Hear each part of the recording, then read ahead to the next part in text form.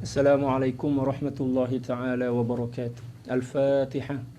أعوذ بالله من الشيطان الرجيم. بسم الله الرحمن الرحيم. الحمد لله رب العالمين الرحمن الرحيم مالك يوم الدين. إياك نعبد وإياك نستعين. اهدنا الصراط المستقيم صراط الذين أنعمت عليهم غير المغضوب عليهم ولا الضالين آمين. إن الله وملائكته يصلون على النبي يا أيها الذين آمنوا صلوا عليه وسلموا تسليما. اللهم صل على سيدنا محمد وآله وسلم. اللهم صل على سيدنا محمد وآله وسلم. اللهم صل على سيدنا محمد وآله وسلم. اللهم صل على سيدنا محمد وآله وسلم. اللهم صل على سيدنا محمد وآله وسلم. اللهم صل على سيدنا محمد وآله وسلم. اللهم صل على سيدنا محمد وآله وسلم. اللهم صل على سيدنا محمد وآله وسلم. اللهم صل على سيدنا محمد وآله وسلم. اللهم صل على سيدنا محمد وآله وسلم. اللهم صل على سيدنا محمد وآله وسلم عدد ما وسعه علم الله. إن الحمد لله نحمده ونستعينه ونستغفره ونعوذ بالله من شرور أنفسنا ومن سيئات أعمالنا. من يهده الله فلا مضل له ومن يضلله فلن تجد له وليا مرشدا. وأشهد أن لا إله إلا الله وحده لا شريك له. وأشهد أن سيدنا محمدا عبده ورسوله. اللهم صل وسلم وبارك على هذا النبي الكريم وعلى آله وصحبه ومن تبعهم بإحسان إلى يوم الدين. اللهم اغفر لأمة سيدنا محمد صلى الله عليه وسلم وأصلح أمة سيدنا محمد صلى الله عليه وسلم وفرج عن أمة سيدنا محمد صلى الله عليه وسلم وارحم أمة سيدنا محمد صلى الله عليه وسلم وألف بين قلوب أمة سيدنا محمد صلى الله عليه وسلم لما تحب وترضاه وافتح لنا فتوح العارفين بك بحق سيدنا محمد صلى الله عليه وسلم. سبحانك لا علم لنا إلا ما علمتنا إنك أنت العليم الحكيم ولا حول ولا قوة إلا بالله العلي العظيم. رب اشرح لي صدري ويسر لي أمري واحلل عقدة من لساني يفقه قولي. أما بعد. Alhamdulillah, segala puji bagi Allah Subhanahu wa taala. Salawat dan salam semoga senantiasa tercurah ke atas junjungan dan kasih hati kita Nabi besar Muhammad sallallahu alaihi wasallam, demikian juga keluarga, para sahabat serta orang-orang yang senantiasa mengikuti jejak langkah baginda Rasulullah sallallahu alaihi wasallam.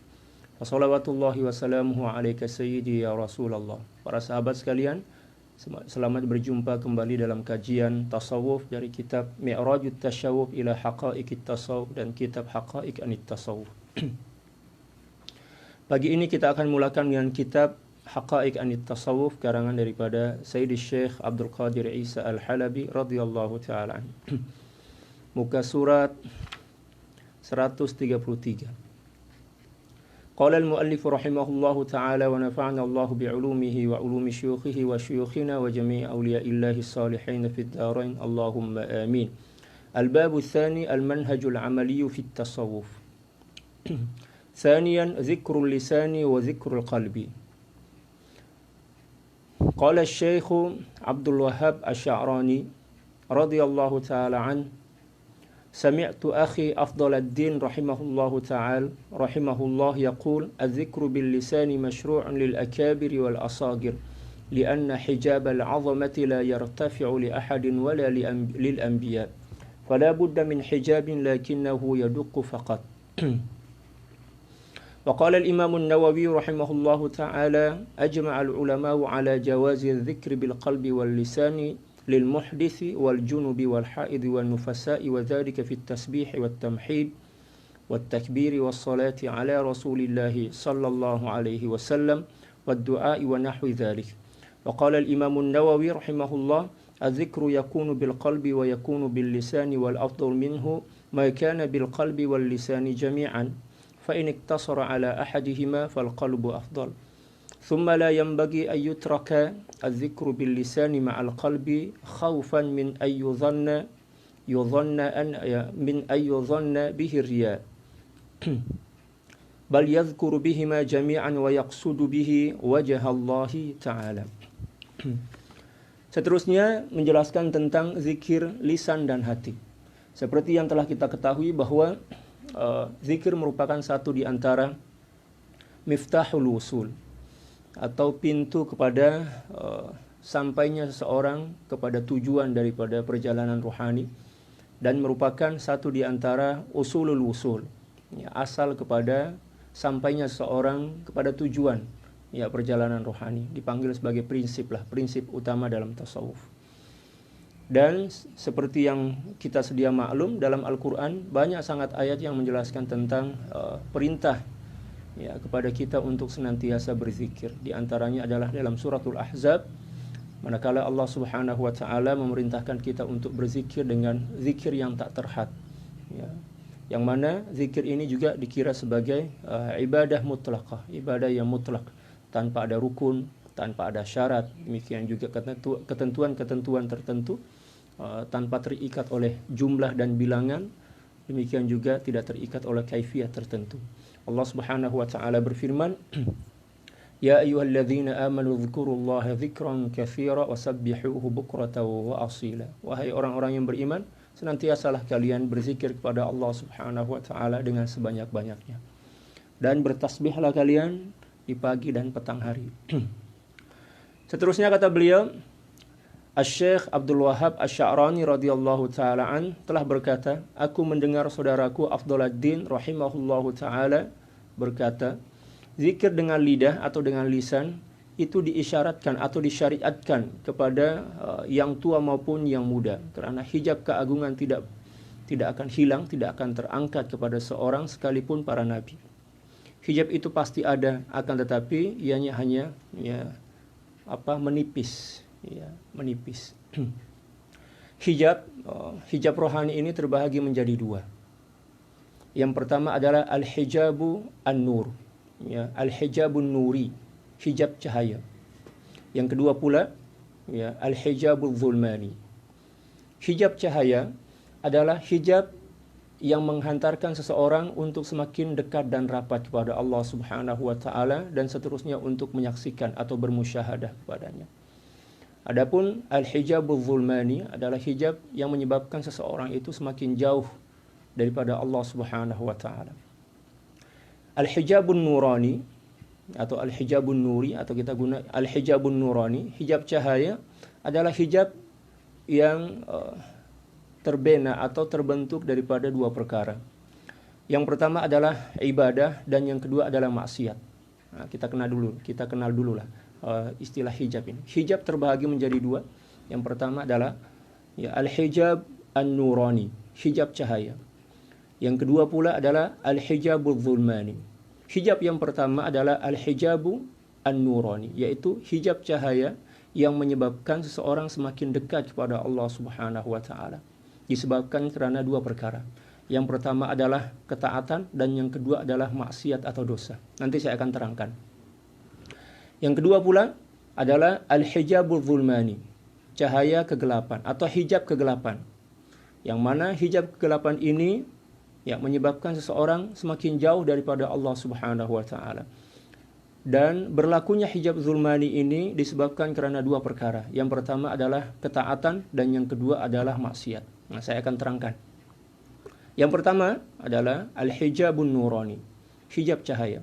Seperti yang telah saya sampaikan tadi, hijab cahaya adalah suatu hijab atau penghalang yang berlaku dalam hati seorang hamba, yang menyebabkan dia semakin dekat kepada Allah Subhanahu wa taala. Dan disebabkan karena dua perkara. Yang pertama adalah ketaatan, dan yang kedua adalah maksiat. Apa maksud daripada ketaatan dan maksiat? Yang dimaksud dengan ketaatan yang boleh menjadi hijab nurani yang menyebabkan seseorang semakin dekat dan bermakrifah kepada Allah Subhanahu wa taala adalah suatu ketaatan atau ibadah yang dilakukan mengikut tuntutan syarak dan dilakukan dengan keikhlasan hati, dan telah pun berjaya mencipta atau meningkatkan ketakwaan dan sifat tawadhu dalam hati seorang hamba. Boleh ya? Jadi hijab nurani yang pertama disebabkan karena ketaatan. Ketaatan yang macam mana?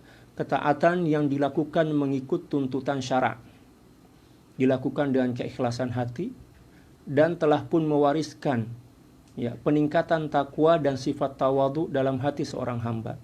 Bila mana seorang hamba telah pun melakukan suatu ibadah mengikut tuntutan syara, demikian juga dengan hati yang ikhlas dan telah pun mampu mencipta dan meningkatkan ketakwaan, demikian juga sifat tawadhu dalam hati dia, maka ibadah ini akan berubah ya, menjadi hijab cahaya. Hijab cahaya yang semakin menghampirkan hati dia kepada Allah Subhanahu wa taala. Macam mana pun juga, kita tak boleh terus bersemuka dengan Allah Subhanahu wa taala face to face. Kena ada hijab, kena ada tabir. Sebab kalau sekiranya kita terus bersemuka dengan Allah Subhanahu wa taala, maka kita akan hancur, kita akan hilang, kita akan kembali kepada asal wujud kita, yaitu ketidakwujudan. Ya. Asal kewujudan kita adalah tak wujud. Ya kan, minal adam, dipanggil al-adam. Oleh kerana itu, agar kita boleh bertahan dan kita tidak hancur serta lebur dan boleh dekat kepada Allah, boleh mengenali Allah, boleh bermakrifah kepada Allah, kita perlu kepada hijab. Hijab macam mana yang kita perlukan? Hijab cahaya. Al-hijabun nurani nama dia.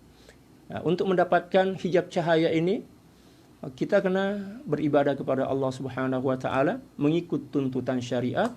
Demikian juga ibadah itu kita kena pastikan telah pun mampu untuk meningkatkan kualiti ketakwaan kita kepada Allah Subhanahu wa taala dan juga semakin meningkatkan dan memantapkan sifat tawadhu kita kepada Allah Subhanahu wa taala. Bila mana kita dah buat dah, maka ibadah tadi akan bertukar menjadi hijab. Tetapi hijab cahaya. Hijab cahaya inilah yang akan membimbing hati kita, yang akan mendampingi hati kita untuk boleh semakin dekat kepada Allah Subhanahu wa taala.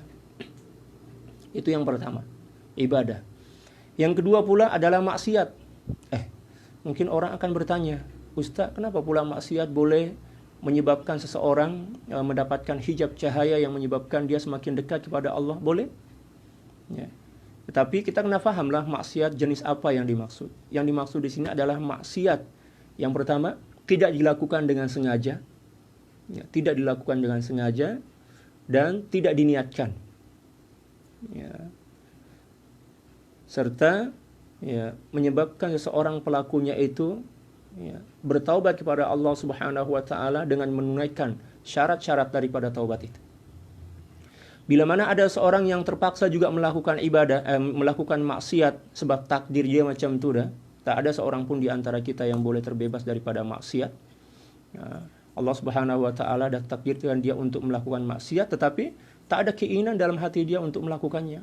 Terpaksa dia macam tak sedarlah melakukan kemaksiatan itu. Ya, demikian juga tanpa adanya niat dalam hati, tanpa adanya kesengajaan, dan setelah dia sedar yang dia itu telah melakukan kesilapan dan maksiat, dia segera dan bergegas. Bergegas maknanya segeralah bertaubat kepada Allah Subhanahu wa taala dengan menunaikan syarat-syarat daripada taubat yang 4 itu.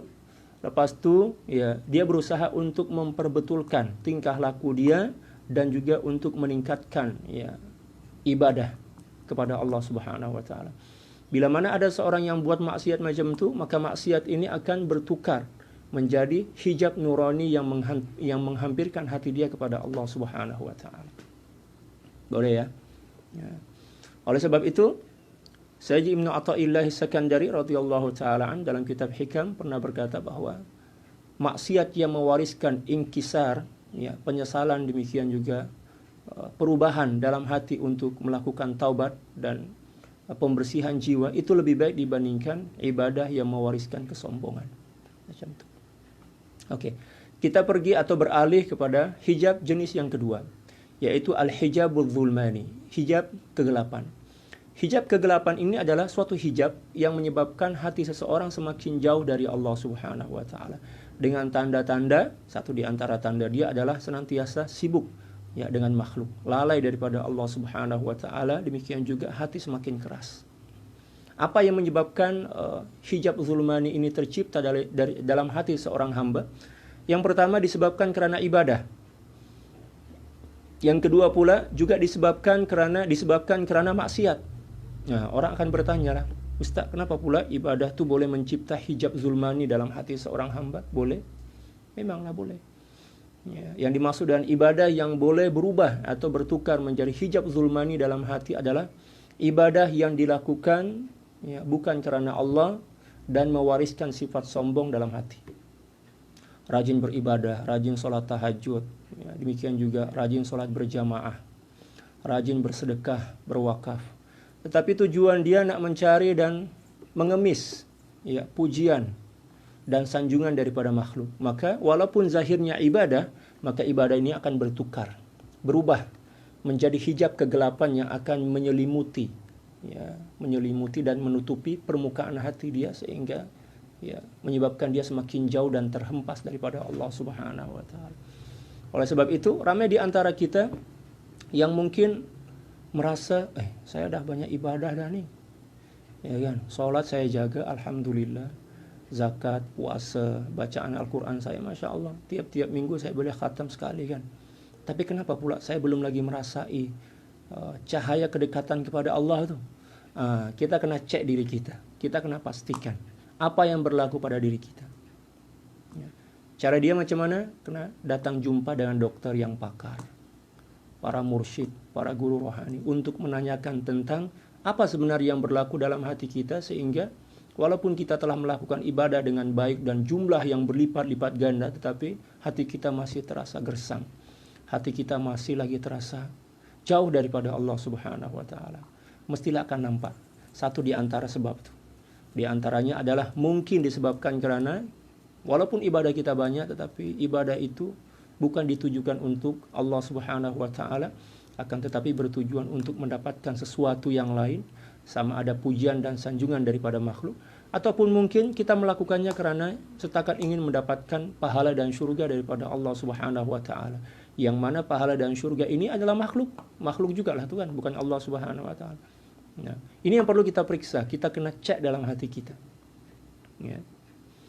Allahu Akbar. Ya. Apatah lagi menyebabkan kita angkuh dan sombong. Ya kan? Kita selalu berkira, alhamdulillah, saya dah solat berjamaah dekat 5 tahun dah nih. Kalau nak kira pahala tu memang agak-agaknya malaikat tak mampu dah nak kira pahala saya. Sebab 20 derajat kan. Dalam hadis tu, salatul jama'ati afdalu min salatil fadhi bi 27 darajah.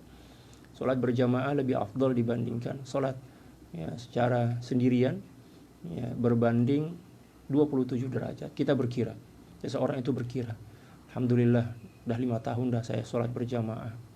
Setiap hari 17 rakaat, 5 kali kan. 17 kali 365 kali 5 kali 27 derajat. Oh, agak-agaknya malaikat ni dah tak mampu dah, ya, nak pikul pahala saya ni, kebaikan saya ni. Ya, malah mungkin malaikat tak mampu dah nak berkira, nak mengira pahala saya. Kita rasa bangga, kita rasa angkuh lah, rasa diri saya layak dah masuk Jannatul Firdausil A'la. Nah, hancurlah ibadah kita itu. Ibadah macam inilah yang mencipta hijab zulmani dalam hati kita. Oleh sebab itu, para sahabat sekalian, kalau sekiranya Allah Subhanahu wa taala memberi peluang kepada kita untuk meningkatkan ibadah, ketaatan, demikian juga ilmu, maka kita kena pastikan bahwa ibadah dan ilmu yang semakin meningkat itu, ya, boleh mewariskan sifat tawadhu dan ketakwaan diri kepada Allah Subhanahu wa taala. Agar peningkatan itu boleh mencipta hijab, ya, hijab nurani dalam hati kita, sehinggalah kita boleh semakin merasai, mengecapi kedamaian, ya, kerinduan, cinta kepada Allah Subhanahu wa taala. Adapun sebab yang kedua adalah maksiat. Maksiat macam mana pula Ustaz? Maksiat yang dibangga-banggakan dan tak segera menyebabkan seseorang itu bertaubat kepada Allah Subhanahu wa taala. Malah terkadang-kadang kita bangga dengan maksiat kita. Kita cerita pula kepada orang lain. Oh, ya, tahu tak? Ya, masa kecil-kecil dulu, saya selalu curi mangga jiran saya tuh. Oh, rasa seronok betul lah saya boleh ambil mangga dia. Kita cerita pula kepada orang lain kan, dengan rasa bangga. Seolah-olahnya kita ini macam hero lah. Ya, kita merasa bangga, kita merasa hebat. Oh, maksiat semacam inilah yang akan semakin mempertebal dan menambah hijab zulmani dalam jiwa kita. Allah, sepatutnya setelah kita melakukan dosa itu kita senyap je lah kan. Ya, bertaubat kepada Allah dan memperbetulkan taubat kita serta memperbetulkan amal ibadah kita kepada Allah. Barulah betul, jangan pula kita bangga, kita cerita, apatah lagi kita ambil video pula, siap ambil video. Misal ambil selipar orang ke masjid, ambil video lepas tu share ke kawan-kawan. Na'udzubillah, akan semakin berlipat-lipat lah hijab zulmani dalam hati kita. Oke, kesimpulannya para sahabat sekalian, hijab terbagi menjadi dua. Yang pertama adalah al-hijabun nurani, hijab cahaya. Hijab cahaya inilah yang menyebabkan kita semakin dekat kepada Allah, yang disebabkan karena dua perkara, yaitu ibadah. Yang pertama adalah ibadah yang kita syukurkan, atau ibadah yang kita lakukan mengikut tuntutan syara dan telah pun mewariskan sifat tawadu dan takwa kepada Allah. Yang kedua pula maksiat. Maksiat ini boleh bertukar atau boleh berubah, berwujud menjadi hijab cahaya yang boleh menghampirkan hati kita kepada Allah. Maksiat yang dimaksud di sini adalah maksiat yang kita lakukan tanpa kesengajaan dan tanpa ada niatan, lalu menyebabkan kita segera bertaubat kepada Allah Subhanahu wa taala dan menunaikan syarat-syarat taubat dan memperbetulkan amal ibadah kita. Yang kedua pula al-hijabul zulmani. Hijab kegelapan. Hijab kegelapan inilah yang menyebabkan seseorang semakin jauh daripada Allah Subhanahu wa taala dan terpelanting serta terhempas daripada makam kemuliaan di sisi Allah Subhanahu wa taala. Dan disebabkan oleh dua perkara juga. Yang pertama adalah ibadah yang mewariskan sifat sombong dan bangga diri, dan dilakukan bukan karena Allah Subhanahu wa taala. Dan yang kedua disebabkan karena maksiat yang menyebabkan seseorang itu semakin bangga dan tak segera bertobat kepada Allah Subhanahu wa taala. Nah, dalam kitab ini Sayyidi Syekh Al-Imam Sya'rani radhiyallahu taala an mengatakan bahwa tak seorang pun yang tidak terhijab oleh Allah, tidak terhijab daripada Allah. Walaupun mereka adalah para nabi. Kita pun bingung kan? Kenapa pula para nabi ini boleh terhijab daripada Allah? Bukankah mereka adalah orang-orang pilihan yang telah dipilih oleh Allah Subhanahu wa taala dan diistimewakan untuk senantiasa bersama Allah? Memang betul lah tu. Tetapi macam mana pun juga, sehebat apapun para nabi dan rasul tak boleh terus bersemuka dengan Allah Subhanahu wa taala, dengan zat Allah Subhanahu wa taala. Sebab bila mana dia orang bersemuka terus dengan Allah Subhanahu wa taala, maka mereka akan hancur, akan kembali kepada ketidakwujudan seperti mana yang merupakan asal muasal mereka. Oleh sebab itu hijab itu kena ada juga. Dan yang diistilahkan dalam kitab ini adalah hijabul azamah, hijab keagungan. Dan yang dimaksud dengan hijabul azamah di sini adalah al-hijabun nurani. Hijab cahaya yang menyebabkan mereka semakin dekat dan rapat kepada Allah Subhanahu wa taala. Macam itu. Sehingga kita tak pening kan, kenapa pula dalam kitab ini diceritakan bahwa para nabi dan rasul juga masih terhijab daripada Allah? Memanglah, tetapi hijab mereka bukan macam hijab kita. Kalau hijab kita ini memang hijab zulmani lah, hijab kegelapan. Manakala dia orang pula hijab mereka adalah hijab nurani, hijab cahaya yang semakin menghampirkan hati mereka kepada Allah Subhanahu wa taala. Baik. Al-Imam Nawawi radhiyallahu taala an berkata dalam kitab, di sini dinakalkan dalam kitab Al-Mizan, karangan daripada Al-Futuhur Rabbaniyah, syarah daripada Al-Azkar.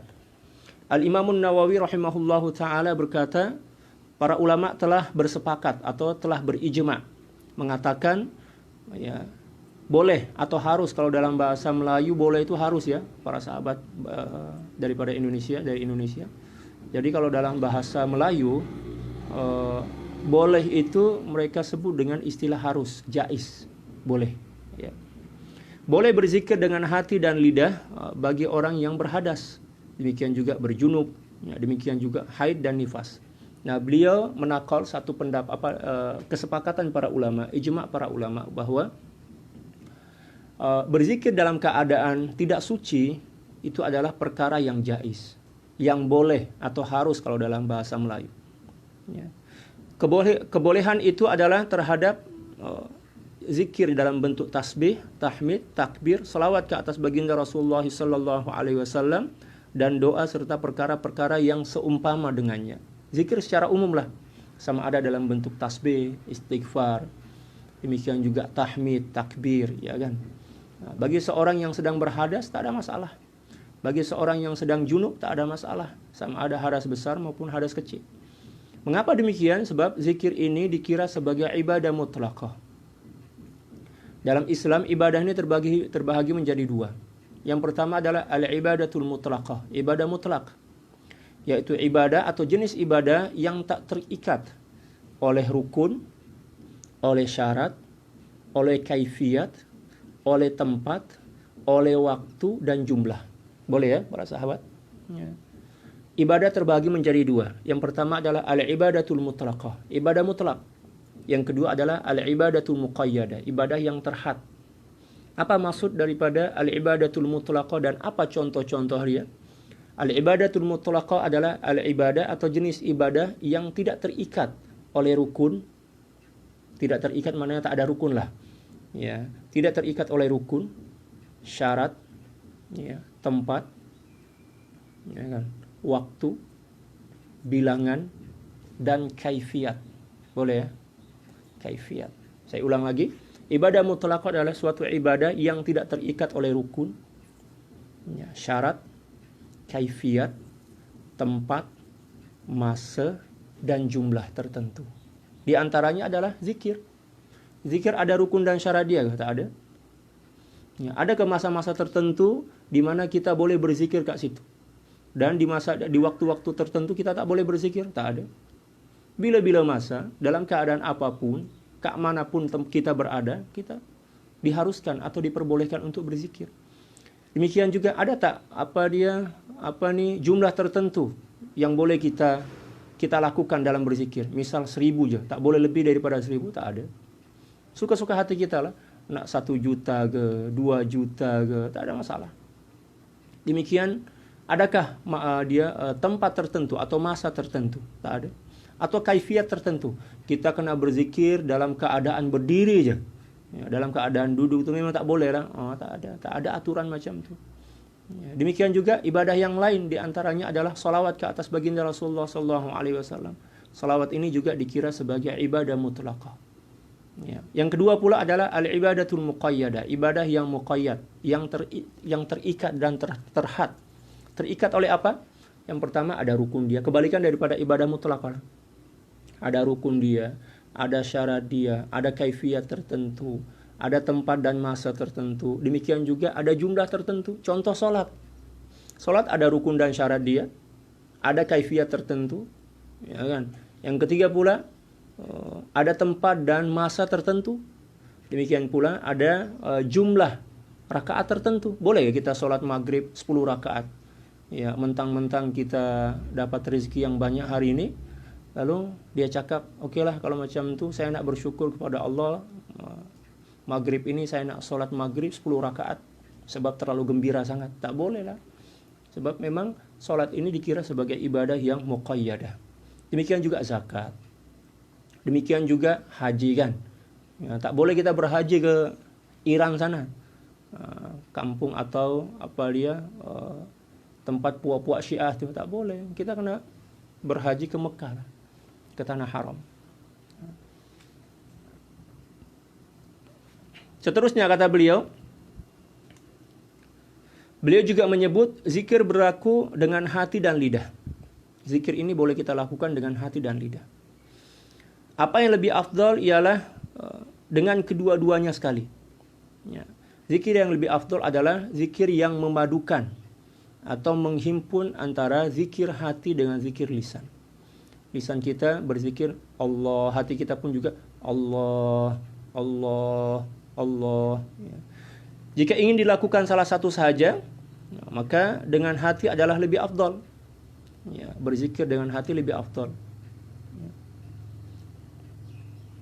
Tidak sepatutnya zikir dengan lidah dan hati ini ditinggalkan oleh sesiapapun, ya, dengan beralasan takut dengan riya.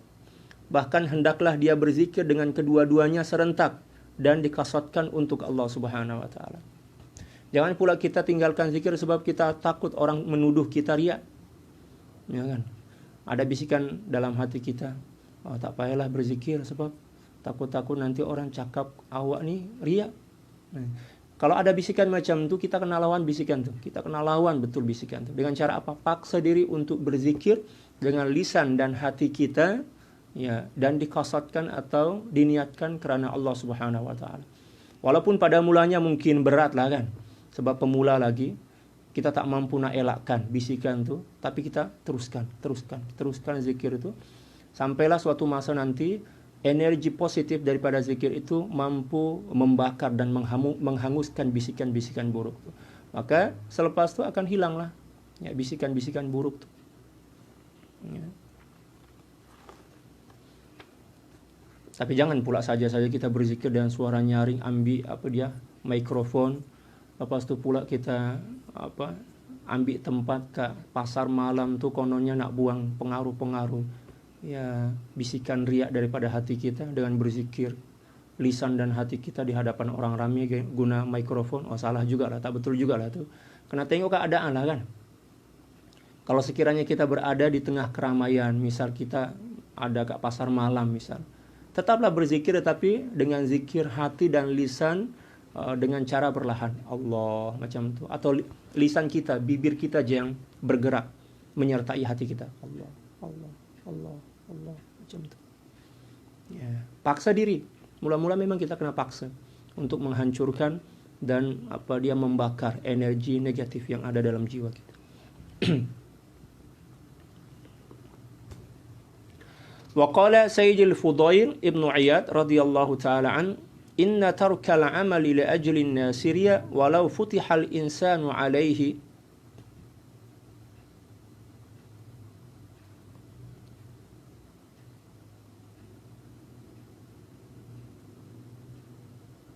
walau futihal insanu alaihi baba mulahadhatin nasi wal ihtirazu min tatarruqi dhununihim al-batilati lan sadda alaihi aktsaru abwabil khair wa dayya ala nafsihi syai'an 'aziman min muhimmatid din wa laysa hadha tariqal 'arifin.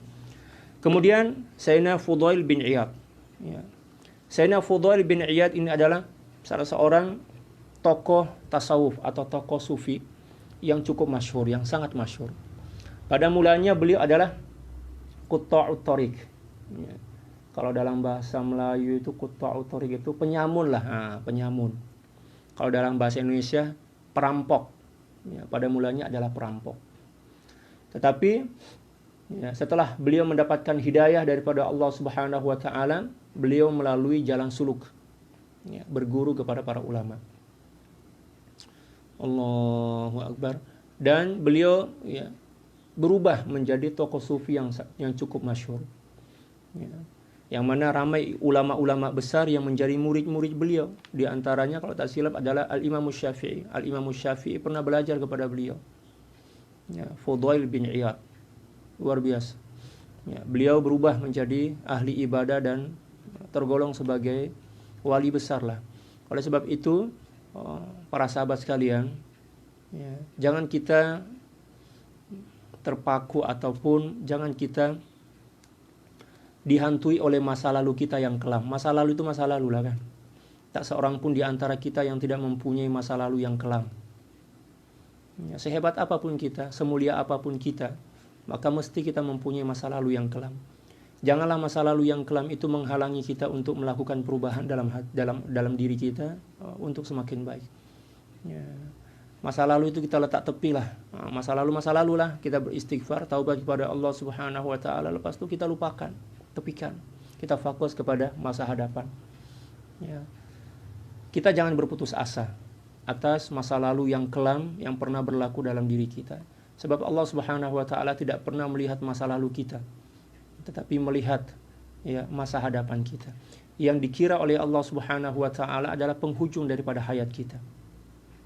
Baginda Rasulullah sallallahu alaihi wasallam bersabda, kama qala sallallahu alaihi wasallam, innamal a'malu bil khawatim. Al a'malu bil khawatim. Sesungguhnya amal yang dikira oleh Allah Subhanahu wa taala bukan masa lalu, tetapi yang dikira adalah amal yang kita lakukan saat ini dan yang menjadi penghujung daripada kehidupan kita.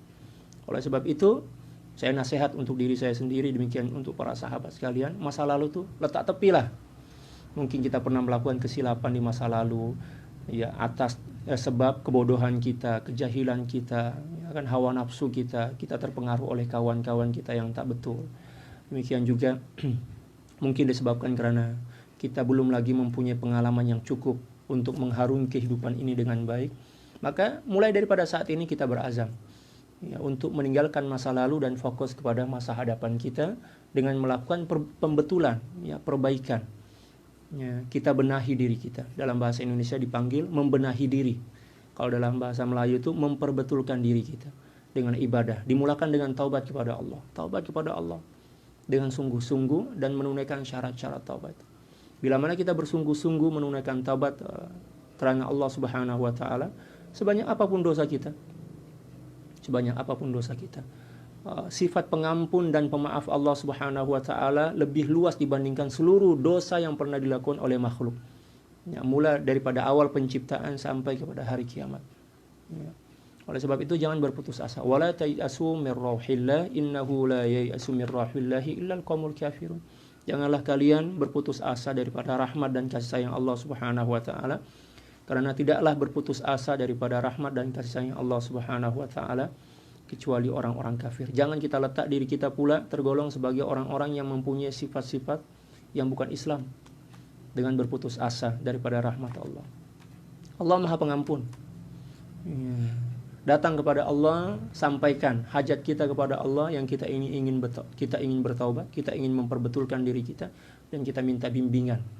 Ya, demikian juga minta petunjuk daripada Allah Subhanahu wa taala. Insyaallah Allah Subhanahu wa taala akan menerima kita sebanyak apapun dosa. Dalam hadis macam itu. Ya, dalam hadis qudsi macam itu Allah Subhanahu wa taala berfirman, "Ya ibadi, wahai hamba-hambaku, walaupun seandainya kalian melakukan dosa sebanyak apapun dosa itu memenuhi langit dan bumi ini, fala ubali." Ya, saya tidak peduli. Janji kamu datang kepadaku dengan membawa taubat yang jujur, yang ikhlas, maka aku akan, ya, hapuskan, ya, seluruh dosa-dosa itu. Bukan setakat diampunkan, ya, tetapi dihapuskan, dipadamkan oleh Allah Subhanahu wa taala.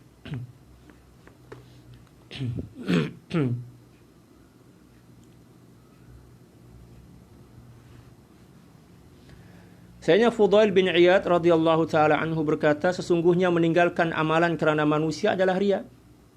Ya. Allahu akbar. Dalam kitab yang lain beliau berkata, tarkul amali li ajlin nasiriya, tarkul amali li ajlin nasiriya wal amalu li ajlin nasi syirkun wal ikhlasu ayyu'afiyakallahu minhuma, atau kama qala, ya, radhiyallahu taala.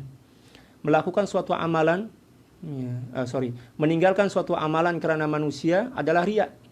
Selalu kita cakapkan, oh saya tak nak buat amalan inilah sebab saya takut riya. Kita tak buat sebab kita takut riya itu maknanya riya lah. Boleh paham, para sahabat sekalian? Selalu kita cakap kan, oh tak apalah, saya tak payahlah nak buat amalan nih sebab saya takut riya. Kita meninggalkan amal kerana kita takut riya, maknanya itulah hakikat riya. Ya kan? Seterusnya kata beliau, wala amalu li ajlin nasi syirkun. Orang yang beramal sebab ingin mendapatkan pujian dan sanjungan daripada manusia juga dikira sebagai syirik, tetapi yang dimaksud di sini adalah syirik khafi, riya juga lah. Yang dimaksud dengan syirik di sini adalah riya. Wal ikhlasu ayyu'afiyakallahu minhuma. Dan adapun sifat ikhlas yang sebenar adalah ketika mana Allah Subhanahu wa taala telah menyelamatkan dan membersihkan hatimu daripada kedua-dua benda itu. Dengan cara apa? Paksa diri, buat je lah.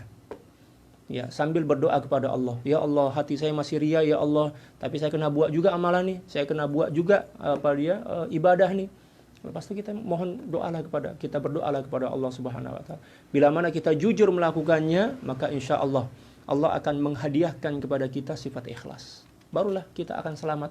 Tapi kalau kita tak melakukan perlawanan pada diri kita sendiri, tak melakukan perlawanan pada nafsu kita, tak memaksa diri kita, bila kita boleh ikhlas? Apatah lagi kita cakap, tak apalah, nanti kalau saya dah ikhlas dah baru saya melakukan amal ibadah.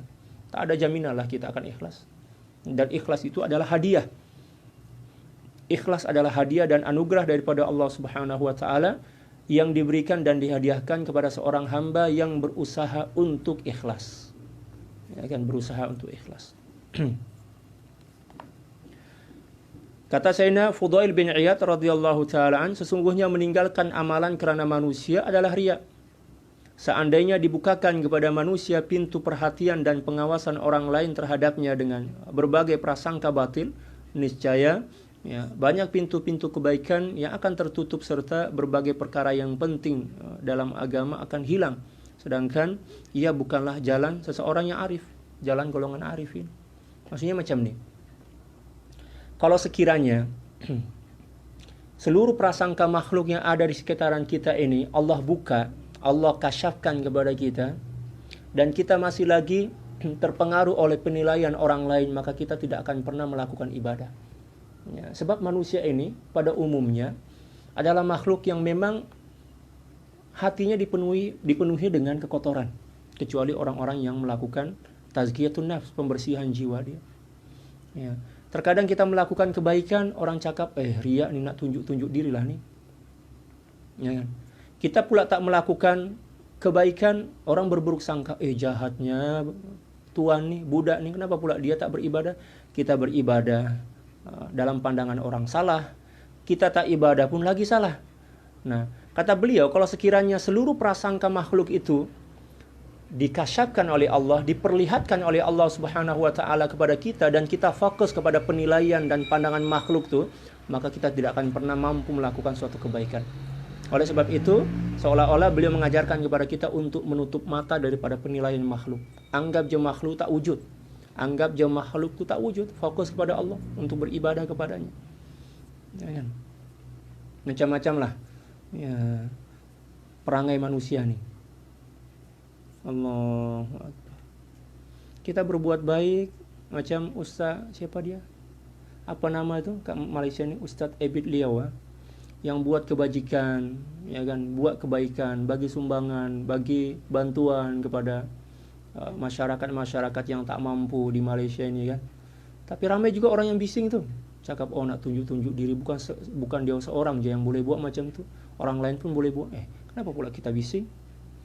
Ya, sudahlah kita tak mampu melakukan kebaikan, kenapa pula kita nak menghalangi orang lain ataupun nak menilai dengan penilaian yang tak betul kepada orang lain? Itulah tanda bahwa hati kita ini sebenarnya penuh dengan hasad, iri dan dengki. Na'udzubillah.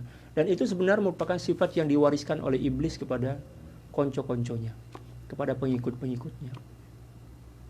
Kalau ada orang yang boleh buat kebajikan macam itu, kita doakanlah kan. Ya, kita syukur. Ya, dengan bersyukur tu, apatah lagi kita mampu doakan, maka kita pun akan mendapatkan kebaikan. Walaupun dia yang buat, tapi kita juga mendapatkan kebaikan.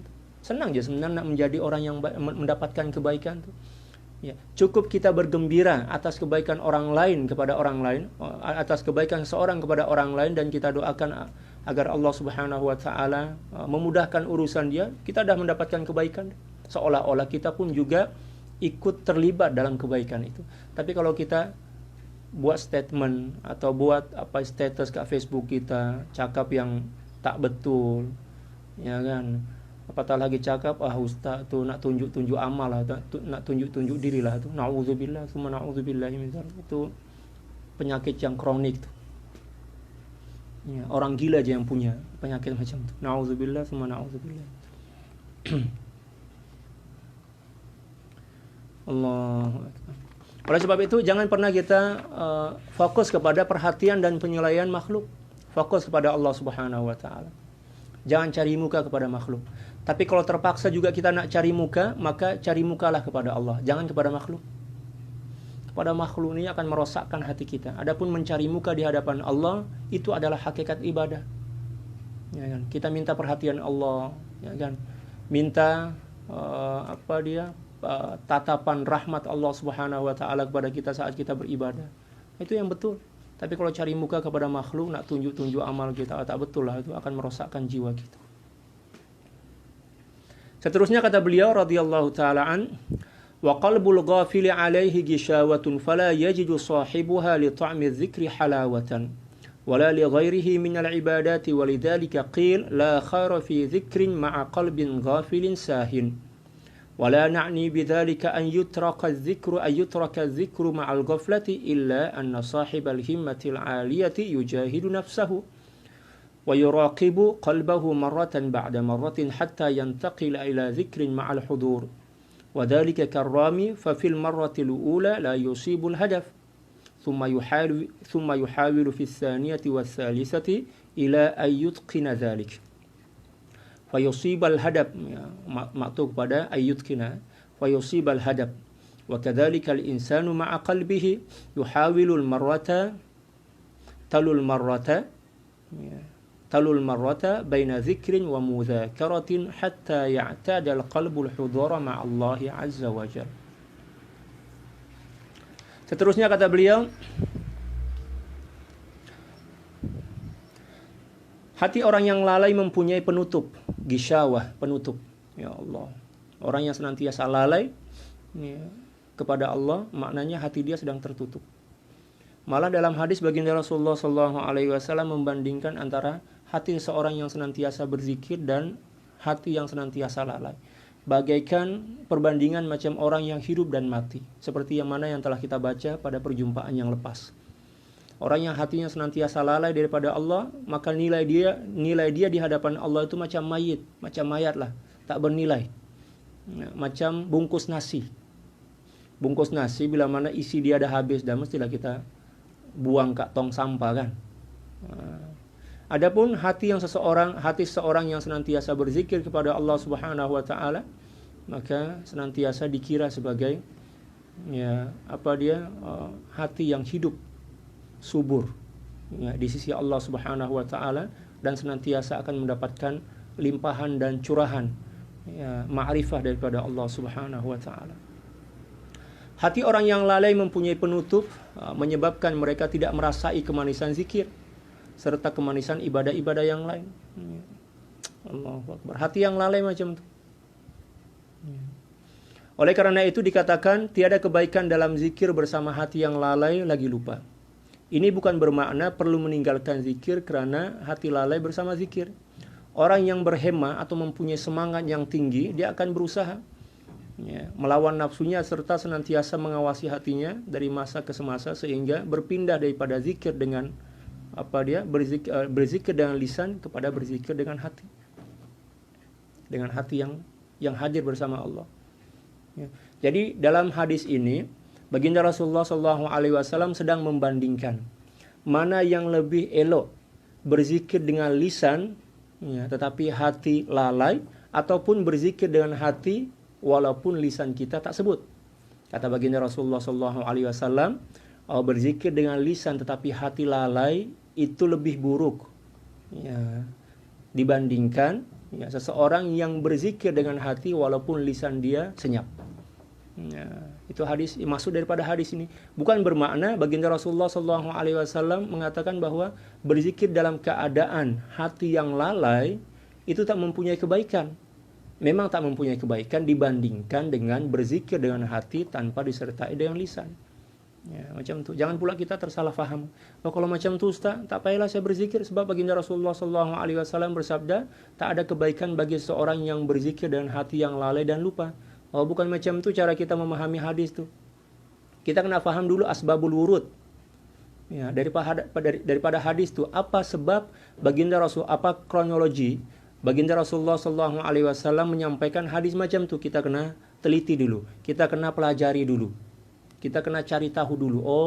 Ternyata baginda Rasulullah SAW sedang membandingkan antara zikir dengan lisan tanpa zikir hati dan zikir hati tanpa zikir lisan. Kata baginda Rasulullah, kalau nak membandingkan dua-dua zikir ni, maka zikir dengan lisan itu kan, setakat lisan je tanpa kehadiran hati. Bila mana nak dibandingkan dengan zikir hati tanpa lisan, maka zikir lisan tanpa hati ini tak ada kebaikan dibandingkan zikir hati tanpa lisan. Macam tu. Tapi ada separuh orang yang memang sebab mungkin tak pernah belajar kepada para ulama, dia orang suka-suka hati nak memahami hadis tu mengikut apa yang zahir. Dia orang menggunakan pendekatan tekstual dalam bahasa Indonesia. Hadis-hadis yang sepatutnya dipahami dengan pendekatan kontekstual, kenapa pula dia memahami dengan pendekatan tekstual, dan itulah yang menyebabkan kecelaruan dalam berfikir. Contoh misal, ayat-ayat yang menjelaskan tentang zat Allah Subhanahu wa taala. Misal katalah Ar-Rahman 'alal arsy istawa. Allah Subhanahu wa taala bersemayam di atas arsy. Orang yang memahami ayat ini menggunakan pendekatan tekstual, mestilah dia akan menyerupakan Allah Subhanahu wa taala dengan makhluk sebab melihat makna zahir kan. Tapi bila mana seorang yang faham tentang ilmu tafsir, dia akan mengerti, oh ayat ini tergolong sebagai ayat mutasyabihat nih. Ayat mutasyabihat ini tak boleh kita pahami dengan pendekatan tekstual. Kita kena pahami ya menggunakan kaedah kontekstual dalam bahasa Indonesia. Dan secara am dalam Al-Quran Allah Subhanahu wa Ta'ala telah membahagi ayat-ayat suci Al-Quran ini menjadi dua bahagian. Ya. Huwallazi anzala 'alaikal kitaba minhu ayatun muhkamatun hunna ummul kitabi wa ukhra mutasyabihat. Ya. Jadi Allah Subhanahu wa Ta'ala telah membagi ayat itu menjadi dua bagian. Yang pertama adalah ummul kitab, ya, muhkamat. Yang kedua adalah mutasyabihat. Adapun ya ayat-ayat muhkamat ini senang aja kita nak faham. Tengok je zahir dia, apa maksud daripada zahir itu kita dah faham dah. Ya. Contoh misal, wa aqimus sholata wa atuz zakat. Kita boleh faham dah. Tetapi adapun ayat-ayat yang mutasyabihat ini kita tak boleh memahaminya dengan secara tekstual. Kita kena menggunakan kaedah yang lain. Apa dia? Pemahaman secara kontekstual. Kita kena belajar pentakwilan. Ya kan? Pentakwilan mengikut kaedah-kaedah yang telah disusun dan disepakati oleh para ulama pakar tafsir. Ya, adapun orang yang tak faham, tak pernah belajar ilmu tafsir itu, itulah yang jadi macam ya, apa dia? Pahaman-pahaman yang celaru itu kan. Yang cakap Allah berada di atas langit. Allah juga berada kat bumi nih. Maknanya Allah ada dua lah. Lepas itu cakap Allah senantiasa turun ke langit bumi ini, langit dunia ini setiap tengah malam seperti mana ya turunnya seorang makhluk atau turunnya saya daripada mimbar nih. Nauzubillah, maknanya tajsim lah, menyerupakan Allah Subhanahu wa Ta'ala dengan makhluk. Dan itu adalah suatu perkara yang ditegah, yang dilarang. Malah boleh menyebabkan seorang terkeluar daripada Islam. Ya kan? Ya, kita kena kembalilah kepada kaedah-kaedah yang telah disusun oleh para ulama dalam memahami ayat-ayat mutasyabihat. Oleh sebab itu kita kena belajar ulumul Quran. Dalam ulumul Quran itu banyak benda yang kita diajarkan oleh para ulama. Di antaranya adalah macam mana kaedah mentakwil ayat-ayat mutasyabihat. Adapun orang yang tak pernah belajar ulumul Quran, lepas itu dia suka-suka hati menafsirkan Al-Quran mengikut kepala dia, maka itulah yang menyebabkan ya, pemahaman yang sesat, menyerupakan Allah Subhanahu wa Ta'ala dengan makhluknya. Manakala Allah Subhanahu wa Ta'ala hakikatnya tak serupa dengan makhluk lah kan. Laisa kamitslihi syai'un wa huwas samiul basir. Dalam sifat 20 kita diajarkan tentang beberapa sifat. Ya, bagi Allah Subhanahu wa Ta'ala di antaranya adalah mukhalafatuhu lil hawadis. Yang mana Allah Subhanahu wa Ta'ala tak serupa dengan makhluknya. Tapi puak-puak Wahabi itu pula tak terima kaedah sifat 20. Itulah yang menyebabkan dia orang macam itu. Na'udzubillah. Orang yang mempunyai semangat yang tinggi mestilah akan senantiasa bermujahadah melawan hawa nafsu dia serta senantiasa mengawasi hatinya daripada semasa ke semasa sehingga berpindah daripada zikir ya, dengan hati yang lalai kepada zikir dengan hati yang hadir. Macam itu. Ada peringkat dia, tak boleh kita terus berzikir dari hati kita. Hati yang hadir tak boleh. Kita kena mulakan dengan zikrul lisan. Baginda Rasulullah SAW bersabda, la yazalu lisanuka rotoban ya, bizikrillah. Senantiasalah hatimu, lisanmu basah dengan zikir Allah. Itu permulaan. Ya, bila mana lisan kita telah basah senantiasa dengan zikir Allah, maka zikir itu akan pergi ke hati kita tanpa perlu kita paksa-paksa. Tak perlu kita paksa. Janji kita buat je zikir lisan tu, maka bila mana zikir itu telah layak untuk masuk ke dalam hati kita, dia akan masuk sendiri tanpa perlu kita paksa-paksa. Kalau kita nak halau pun zikir itu kita tidak akan mampu menghalaunya. Dia akan paksa diri masuk juga dalam hati kita. Tapi masalahnya kita tak buat. Kita tak berzikir langsung kan? Macam mana pula zikir itu nak masuk ke dalam hati kita? Okay. Ia umpama seorang pemanah. Kali pertama memanglah mungkin tak menepati sasaran. Ya, seorang pemanah kan, baru belajar panah. Tak menepati sasaran. Usaha demi usaha untuk yang kedua kali, ketiga kali dan seterusnya hinggalah dia yakin dan nyata mengenai sasaran. Akhirnya panahan itu sememangnya menepati sasaran. Demikian juga manusia dengan hatinya diusahakan berulang-ulang kali di antara zikir dan muzakarah sehingga hati tersebut hadir bersama Allah Subhanahu wa taala.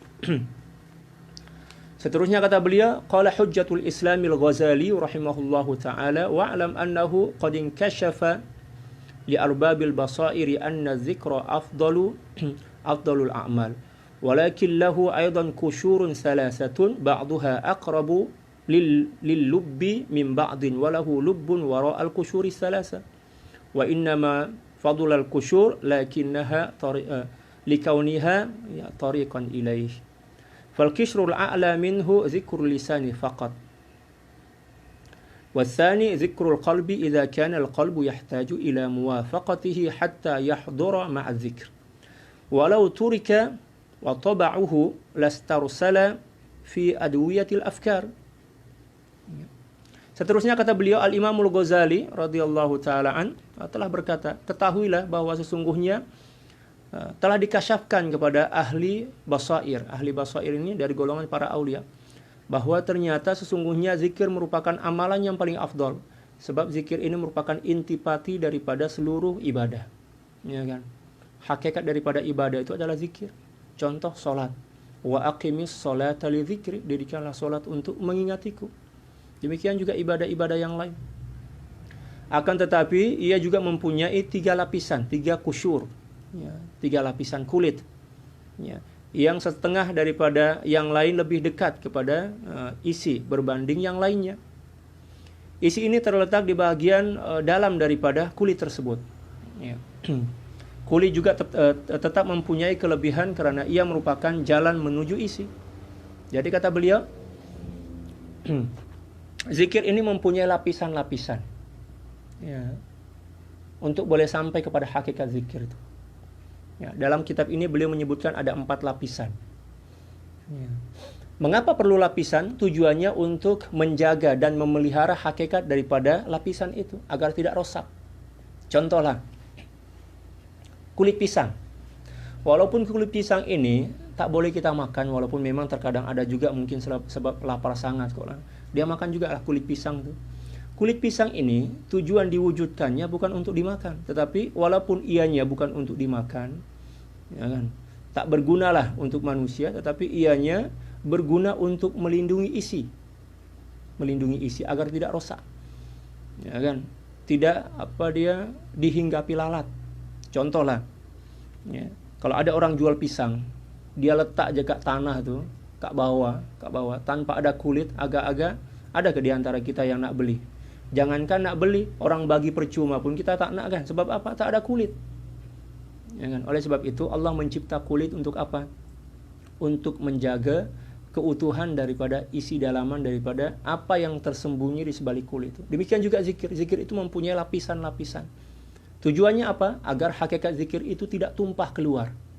Maka ditutupilah dengan lapisan zikir. Ya. Zikir lisan merupakan lapisan kepada zikir hati. Zikir hati merupakan lapisan kepada zikir ghaibah, istilah dia. Masing-masing zikir ini mempunyai lapisan. Dan bila mana seorang telah pun sampai kepada intipati daripada zikir itu, dan dia tetap senantiasa menjaga lapisan-lapisan luaran daripada zikir itu, maka zikir itu akan terjaga dengan baik. Zikir itu tidak akan tumpah. Zikir itu tidak akan merosakkan tubuh badan dia, dan juga tidak akan menimbulkan fitnah di kalangan masyarakat. Ya. Contohlah ada orang yang ahli zikir, tapi tak solat. Solat itu merupakan satu di antara kulit kepada zikir, kepada hakikat zikir kan. Ya, dia cakap macam orang yang merapu. Ya, cakap macam tak ada akal lah. Nah, itulah yang jadi fitnah di tengah-tengah masyarakat. Sebab dia tak jaga syariat.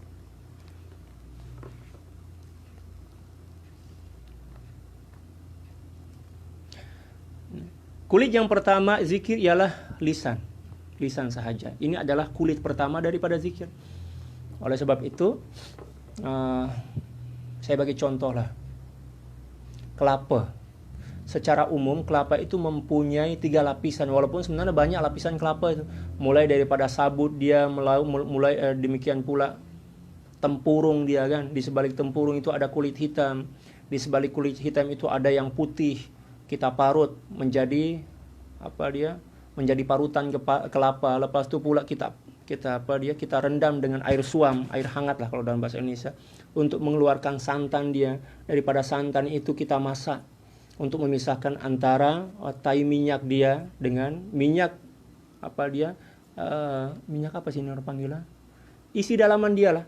Ya, intipati daripada kelapa itu. Oke, secara umum zikir juga macam itu, mempunyai beberapa lapisan. Kalau dalam Al-Imamul Ghazali cakap mempunyai 4 lapisan. Ya, macam kelapa lah, ada lapisan luar. Tujuannya apa? Agar menjaga lapisan yang terdalam lah. Ya, agar hakikat daripada minyak kelapa itu terjaga dengan baik.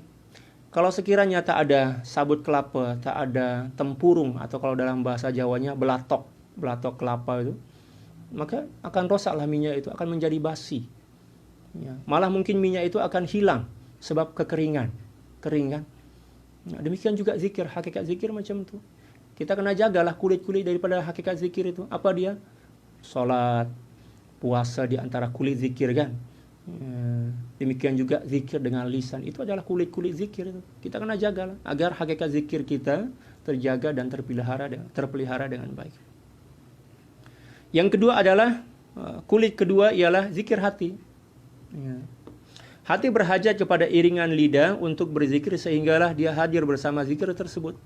Sekiranya hati ditinggalkan bersendirian, mengikut tabiat asalnya, niscaya dia akan memikirkan perkara-perkara yang lain.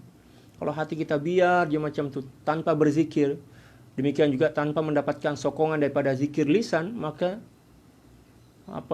fikiran kita, hati kita ini akan merayau ke sana kemari. Merayap ke sana kemari lah. Sana kemari. Fikir benda-benda yang tak penting lah, benda-benda yang sia-sia. Ya.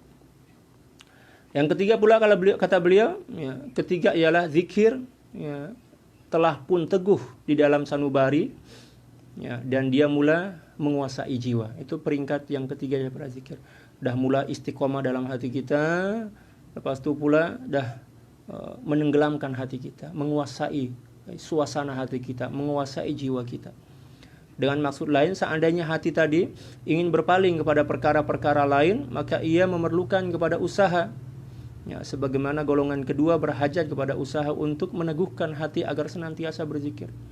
Kalau seandainya hati ini pada peringkat yang ketiga ini ingin berpaling daripada Allah, kita kena paksa baru dia boleh berpaling. Kita kena paksa juga. Tak nak berzikir, kita saja buat benda-benda yang menyebabkan kita lalai daripada Allah, barulah hati itu boleh berpaling daripada Allah. Tapi kalau kita tak usaha, maka hati itu senantiasa bersama Allah Subhanahu wa taala. Inilah peringkat ketiga, tapi belum sempurna lagi. Belum lagi sempurna. Ya.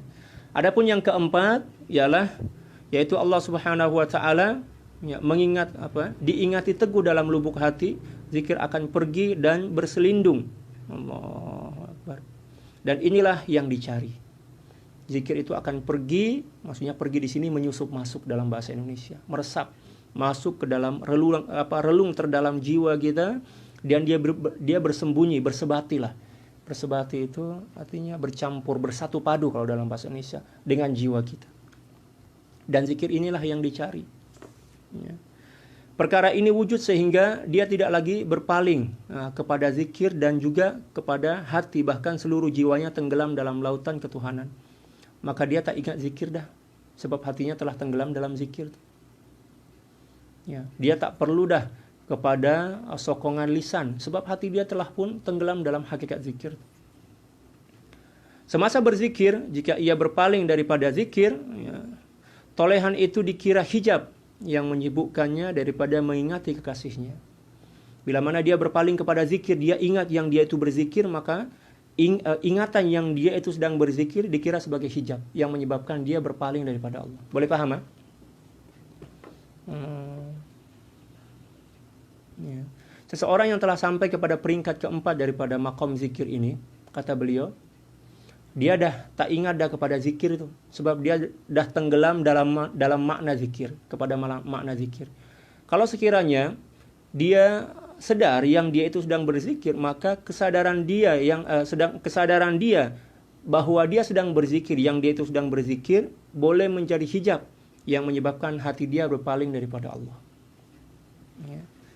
Sebab hakikat zikir itu ketika mana kita berzikir dan telah berjaya melupakan segala sesuatu dan juga melupakan diri kita sendiri kan. Melupakan zikir kita. Sebab kita telah tenggelam dalam makna hakikat zikir itu. Seperti mana Allah Subhanahu wa taala berfirman, "Wadhkur rabbaka fina idza nasit." Maka ingatilah Tuhanmu ketika mana engkau telah lupa. Lupa daripada apa? Lupa daripada segala sesuatu ketika mana kita berzikir, malah juga lupa kepada diri kita sendiri. Lupa kepada zikir kita sebab kita telah tenggelam dalam makna hakikat zikir. Itulah kesempurnaan berzikir. Allah. Keadaan ini diibaratkan oleh para arifin dengan istilah maqamul fana. Al-Imamul Ghazali radhiyallahu taala anhu kemudian berkata, ini adalah hasil atau kemuncak daripada zikir. Seterusnya zikir hati secara tabi'i, kemudian zikir akan hilang dan yang kekal ialah yang diingati, yaitu Allah Subhanahu wa taala. Itulah peringkat-peringkat dalam berzikir. Dan untuk boleh sampai kepada kemuncak daripada hakikat zikir ini, kita perlu kepada mursyid, perlu kepada guru, perlu kepada orang yang pakar, perlu kepada dokter pakar yang boleh membantu kita, menolong kita, mendampingi kita untuk menghancurkan dan mengoyak, dalam bahasa Indonesia merobek hijab-hijab rohani kita sehingga bolehlah kita sampai kepada hakikat zikir. Adapun seseorang yang tak ada mursyid, maka untuk pergi atau meningkat kepada zikir hati daripada zikir lisan itu perlu masa dan perlu mujahadah yang cukup berat. Yang cukup berat dan masa yang cukup panjang. Sebab dia tak mendapatkan sokongan kekuatan rohani daripada baginda Rasulullah sallallahu alaihi wasallam melalui melalui hati guru dia. Seterusnya yang ketiga, az-zikrul munfaridu wa zikru ma'al jamaah. Wallahu subhanahu wa ta'ala a'la wa alam. Cukuplah sampai di situ berkenaan dengan pembahasan tentang kitab Haqaiq Anit Tasawuf.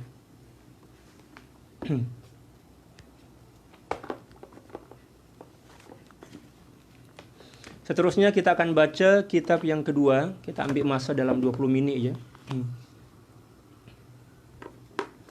Yaitu kitab Mi'rajut Tasyawuf ila Haqaiqit Tasawuf, karangan daripada Sayyidi Syekh Al-Imam Al-Arif Rabbani, Al-Imamur Rabbani, Sayyidi Ahmad Ibnu Ajibah radhiyallahu ta'ala anhu. Qala al-muallif rahimahullahu ta'ala wa nafa'ana Allahu bi'ulumihi wa ulumi syuyukhihi wa syuyukhina wa jami' awliya'illahi salihin wal anbiya'i wal mursalin fid dharain Allahumma amin. Halaman atau muka surat 60 daripada kitab. Para sahabat, tuan-tuan dan puan-puan bolehlah download link kitab PDF yang ada, saya dah hantar dekat Facebook. Istilah yang ke-81 dan 82, al-farqu wal jama'. Dua istilah ini adalah dua istilah yang selalu kita dengar dan kita baca dalam kitab-kitab tasawuf. Ya, maqamul farq dan maqamul jama'. Ya kan? Farq maknanya terpisah, terasing, manakala jama' maksudnya terhimpun. Itu secara bahasa lah kan. Adapun dalam istilah tasawuf dia mempunyai pengertian yang berbeza. Dan setiap cawangan ilmu mempunyai istilah-istilah yang walaupun pada zahirnya nampak serupa dengan istilah-istilah cawangan ilmu yang lain, tetapi maksud dan pengertian dia berbeza. Seperti mana yang telah saya contohkan hari itu kan, tentang istilah jama'. Ya, kalau dalam ilmu bahasa Arab, dalam nahwu dan sorob, jama' itu adalah bilangan 3 atau lebih, 3 ke atas lah jama' kan dalam tasawuf. Dalam tasawuf pula. Dalam ilmu nahwu 3, 4, 5 dan sampai tak terhingga dipanggil jama'. Dan jama' pun terbagi menjadi beberapa jenis. Jama' muannas, jama' muzakkar, jama' muannas salim, jama' muzakkar salim, jama' taksir kan, demikian juga istilah-istilah yang lain. Adapun yang kedua, jama' dalam istilah fiqh. Nah, kalau jama' dalam istilah fiqh 2 aja. Dalam istilah fiqh itu jama' itu 2. Kalau dalam nahwu jama' itu 3 ataupun lebih. Kalau dalam fiqh 2 aja. Yaitu ketika mana seorang menjama' dua solat dengan waktu yang berbeza dalam satu masa, dalam satu waktu. Contoh, solat zuhur kita buat jamak lah, kita jamak dengan solat asar, solat maghrib dengan solat isya. Adapun solat subuh memang tak ada pasangan dia kan. Adapun dalam tasawuf ini yang pelik, jamak itu bermakna atau bermaksud satu. Maksud daripada jamak itu satu. Satu, pelik kan? Ya, dalam tasawuf jamak itu satu. Saya pernah cerita kepada para sahabat, ada seorang tok guru yang pakar fiqh, tapi tak pernah belajar tasawuf. Ya, tasawuf bukan kepakaran dia kan. Lalu jamaah dia tanyalah, tok guru, ya, tuan guru, apa maksud daripada jamak dalam pembahasan tasawuf? Sebab dia tak pernah belajar tasawuf. Lepas itu pula dia malu kalau tak mampu nak jawab. Terpaksa juga dia jawab. Oke, maksud daripada jamak dalam Islam itu adalah menghimpun dua solat, ya, dua waktu solat dalam satu masa. Contoh kata beliau, zuhur di jamak, ya, kita dihimpun dengan solat asar, maghrib dan isya. Dia pun pening, kenapa pula jawaban dia pergi ke fiqh, manakala soalan itu adalah berkenaan dan tasawuf. Sebab apa? Dia tak pandai, tak pernah belajar istilah-istilah ilmu dari setiap cawangan ilmu yang ada dalam Islam. Oke, di sini kita akan paham apa maksud daripada jamak dalam istilah tasawuf. Al-farqu wal jam'u. Al-farqu ibaratun an syuhudi hissil kainat wal qiyamu bi ahkamihi wa adabihi min al-ibadati wal ubudiyah.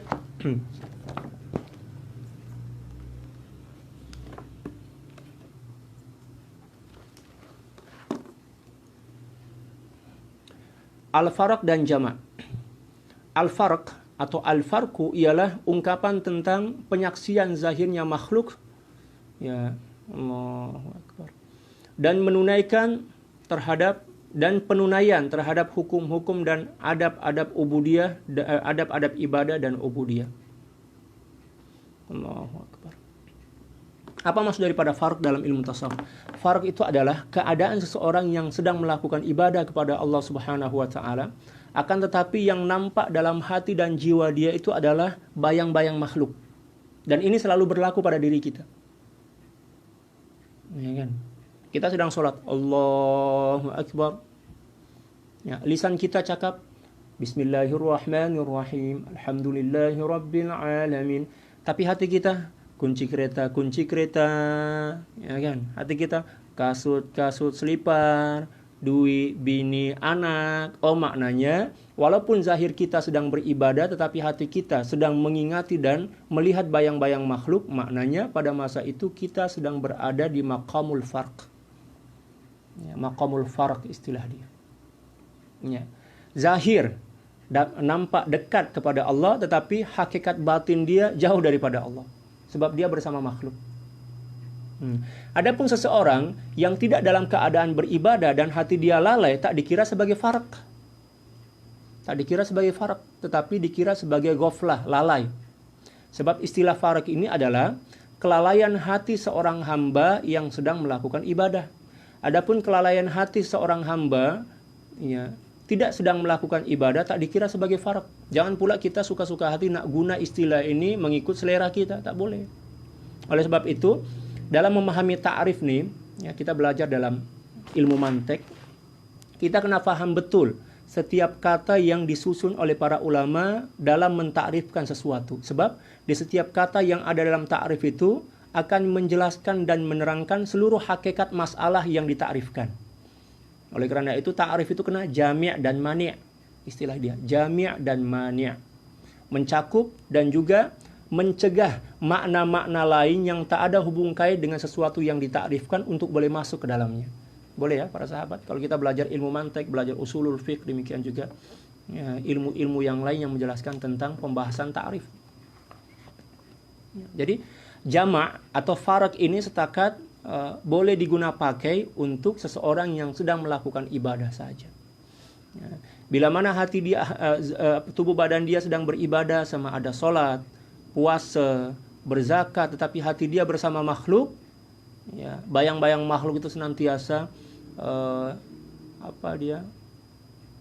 membayang-bayangi hatinya, maknanya dia sedang dalam keadaan farq, Tak boleh kita panggil ghaflah, sebab ghaflah itu adalah lalainya hati di luar ibadah. Manakala farag itu adalah lalainya hati di dalam ibadah. Macam itu kan? Wal jam'u ibaratun an syuhudil ma'na al-qa'imi bil asya'i muttasilan bil bahril muhiti al-jabaruti. Ini lagi tinggi lagi nih sikit. Ya.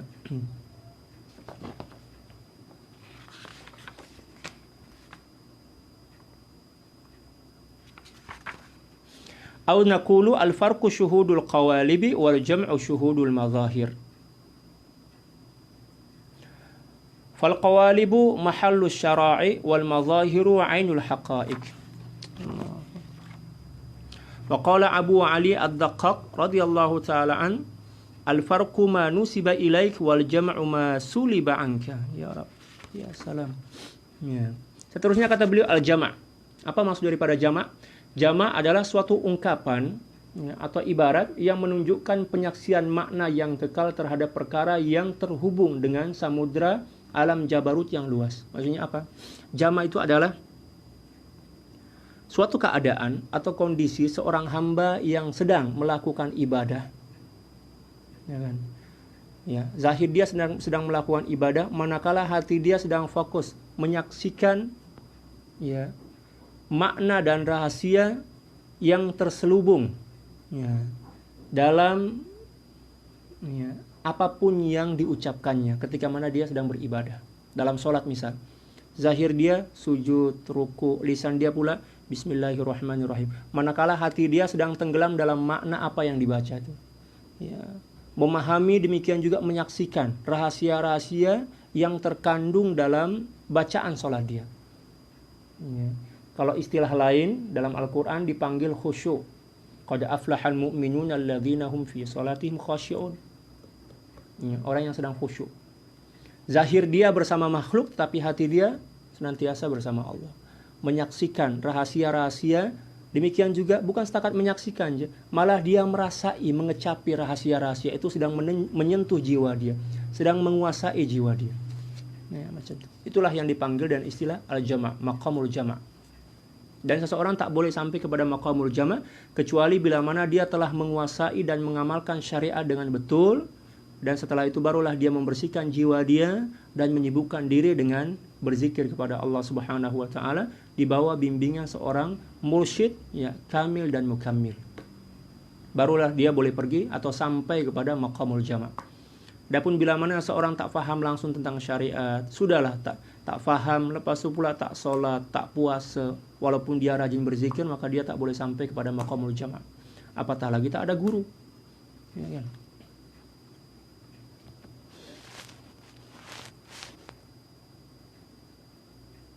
Ataupun dapat kita katakan bahwa al-faraq ialah penyaksian terhadap qawalib, wadah atau bekas kita minum kan. Yang nampak itu adalah wadah, gelas lah, gelas dan air itu. Tapi tak nampak kan rasa dalam yang ada dalam dalam kopi yang kita minum itu kan, tak nampak rasa itu. Yang nampak itu adalah gelas atau bekas kalau dalam bahasa Melayu, bekas. Ya, bekas itu wadah kalau dalam bahasa Indonesia. Yang nampak itu minuman tuh. Ya, kalau kopi hitam lah kan. Kalau teh macam tu warna teh lah. Tapi rasa itu kita tak nampak. Ketika mana kita minum ya, atau kita nak minum tuh ya, selagi belum kita minum, maka rasa itu tak boleh kita kecapi dan kita rasai. Ya, itulah perandaian seseorang yang sedang berada di maqamul farq. Ya, maqam yang terasing, yang terpisah. Terpisah daripada apa? Terpisah daripada merasai dan mengecapi hakikat daripada ibadah. Nah, macam itulah istilah dia. Senang kata macam itulah. Adapun al-jama' ialah ya, penyaksian kepada sesuatu yang bertempat pada wadah tuh, pada bekas tuh, pada cawan tuh. Ya. Al-qawalib merupakan wadah kepada syariat, manakala az-zawahir merupakan esensi daripada hakikat. Dan setiap rasa mesti bersembunyi ya, di sebalik sesuatu yang nampak. Contoh, mangga. Rasa mangga itu bersembunyi di sebalik buah mangga. Ya. Dan untuk merasai dan mengecapi manisnya mangga, kita kena makan mangga dulu lah. Walaupun pada mulanya yang kita makan itu adalah ampas bukan hakikat, tetapi memakan mangga itulah yang akan membawa kita untuk merasai manisnya mangga. Ya. Contoh yang lain, madu, ya kan? Ya. Adakah hakikat madu itu adalah apa yang nampak? Bukan. Itu setakat pembungkus daripada rasa madu yang bersembunyi di sebalik zahirnya madu. Tetapi untuk merasai hakikat madu itu, kita kena minumlah madu itu kan. Barulah lisan kita merasai. Lisan itu ibarat hati yang bersih. Bila mana alat perasa kita, yaitu lisan kita, sehat tak sakit, maka yang manis akan terasa manis dan pahit akan terasa pahit. Adapun bila mana alat perasa kita, yaitu lisan kita, atau contoh dalam tasawuf ini adalah hati kita sedang sakit, maka terkadang-kadang sesuatu yang manis pun akan terasa pahit. Ya, sebab apa? Alat perasa kita itu tak betul, rosak lah. Perlu kita perbetulkan. Demikian juga hati. Bila mana hati itu sedang sakit, maka kemanisan ibadah itu akan terasa pahit.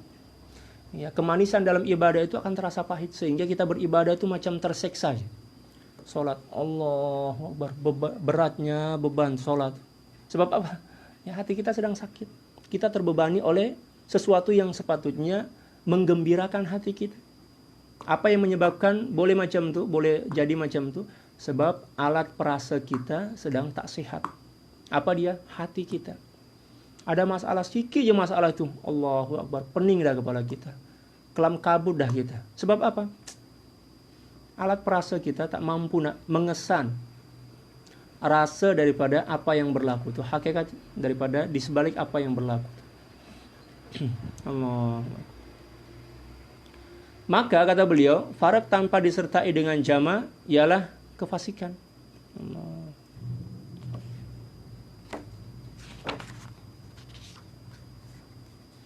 Kata beliau, fal farqu bila jam'in fusukun wa jumudun wa jahlun billahi ta'ala wal jam'u bila farqin zandaqatun wa kufrun illam yakun sukrun li'annahu yuaddi ila ibtali syara'il allati ja'at biha ar-rusulu alaihimus salatu wassalam wa ila ibtali al-hikmati wal qudrah ولا تنفك عن الحكمة فالواجب أن يكون العبد مجموعا في فرقه مفروقا في جمعه ما شاء الله. الجمع في الباطن موجود والفرق على الظاهر مشهود. Kata beliau, maka farak atau seseorang yang hatinya tak bersama Allah Subhanahu wa taala, hanya zahir je, dia fokus kepada ibadah zahir je, tanpa menghadirkan hati bersama Allah Subhanahu wa taala. Bila mana ianya berterusan dan tidak dilakukan pembersihan ke dalam jiwa dia, maka akan boleh menghantar seseorang menjadi golongan-golongan fasik. Sebab dia merasa bangga dengan ibadah dia kan. Oh, alhamdulillah, derma saya banyak sangat, solat saya, puasa saya, bla bla bla bla, dia berkira.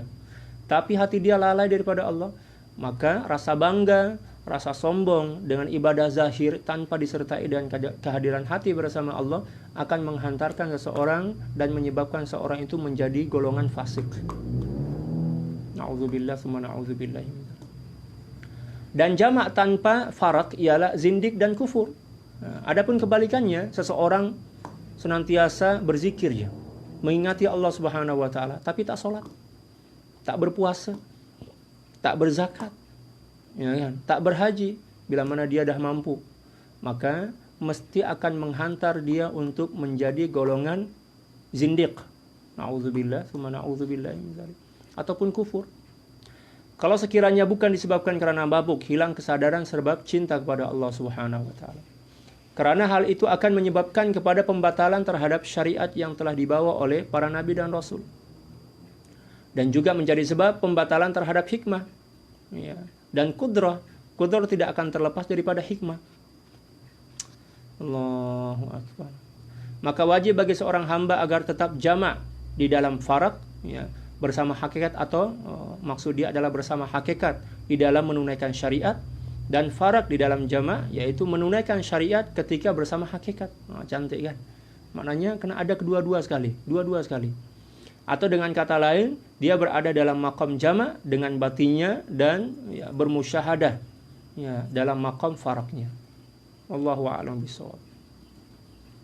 Dan sebenarnya apa yang disebutkan oleh Sayyidi Ahmad Ibnu Ajibah dalam kitab ini telah pun diterangkan juga oleh Imam Malik radhiyallahu taalaan ketika mana beliau menerangkan tentang hubungan kait yang tak boleh diasingkan antara syariat dengan hakikat. Beliau mengatakan man tasawwafa wa lam yatafaqqa faqad tazandaqa. Siapa orang yang setakat belajar hakikat aja, belajar ilmu jamak aja, ya, tapi tak pernah belajar ilmu syariat, tak menunaikan syariat, maka dia akan menjadi orang fasik. Orang zindik. Man tasawwafa wa lam yatafaqqa faqad tazandaqa.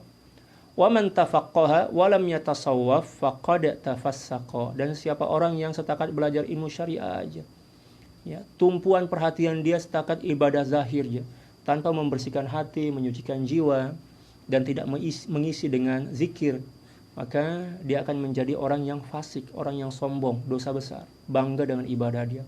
Wa man jama'a bainahuma faqad tahaqqaqa. Dan siapa orang yang telah berjaya menghimpun kedua-dua sekali, ya, hati dia bersama Allah manakala tubuh badan dia bersama syariat Allah Subhanahu wa taala, barulah dia dikira sebagai seorang yang telah berjaya merealisasikan, ya, ajaran Islam dengan benar dan baik dan sempurna. Wallahu a'lam bis-shawab. Subhanaka la ilma lana illa ma 'allamtana innaka antal alimul hakim. Wala haula wala quwwata illa billahil aliyyil azim. Innallaha wa malaikatahu yusalluna 'alan nabi ya ayyuhalladzina amanu sallu 'alaihi wa sallimu taslima. Allahumma salli ala sayyidina Muhammad wa alihi wa sallim. Allahumma salli ala sayyidina Muhammad wa alihi wa sallim. Allahumma salli ala sayyidina Muhammad wa alihi wa sallim. Allahumma salli ala sayyidina Muhammad wa alihi wa sallim. Allahumma salli ala sayyidina Muhammad wa alihi wa sallim. Allahumma salli ala sayyidina Muhammad wa alihi wa sallim. Allahumma salli ala sayyidina Muhammad wa alihi wa sallim. Allahumma salli ala sayyidina Muhammad wa alihi wa sallim. Allahumma salli ala sayyidina Muhammad wa alihi wa sallim. Allahumma salli ala sayyidina Muhammad wa Allahumma salli ala sayyidina Muhammad wa alihi wa sallim adada ma wasi'ahu ilmullah. Sekian, wallahul muwaffiq wal hadi ila sabilir rasyad. Wal afu minkum. Assalamualaikum warahmatullahi taala wabarakatuh.